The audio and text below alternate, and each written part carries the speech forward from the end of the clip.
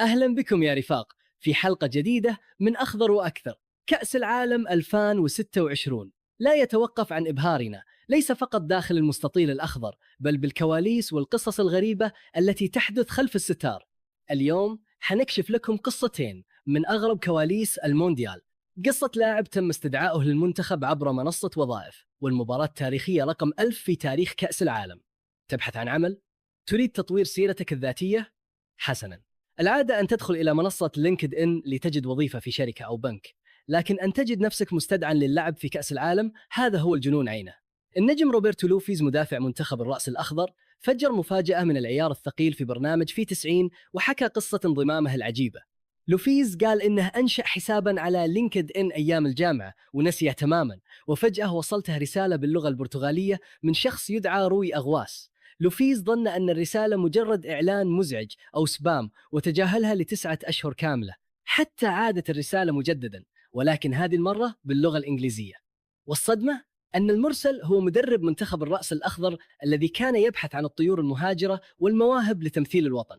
لوفيز اعتذر سريعا وتمت الإجراءات، واليوم الرجل يدافع عن ألوان بلاده في أكبر محفل كروي عالمي بفضل كبسولة توظيف.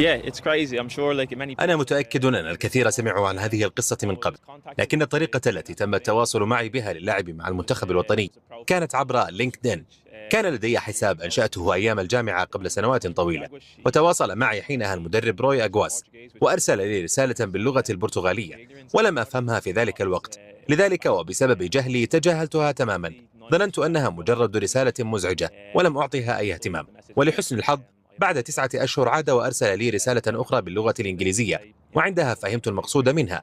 اعتذرت له كثيرا وقلت له إن كانت الفرصة ما زالت متاحة لتمثيل منتخب الرأس الأخضر على المستوى الدولي فسأكون سعيدا جدا بالانضمام. ولحسن الحظ كانت الفرصة لا تزال قائمة، وبعد بضعة أسابيع أكملنا جميع الإجراءات والأوراق المطلوبة وشاركت في أول مباراة لي معهم. ومن غرائب التوظيف إلى التاريخ الذي يكتب بماء الذهب، الاتحاد الدولي لكرة القدم فيفا أعلن رسمياً عن موعد المباراة رقم 1000 في تاريخ كؤوس العالم منذ انطلاقتها عام 1930. المواجهة التاريخية ستجمع نسور قرطاج المنتخب التونسي ضد كمبيوتر آسيا المنتخب الياباني لحساب المجموعة السادسة على أرضية ملعب مونتيري.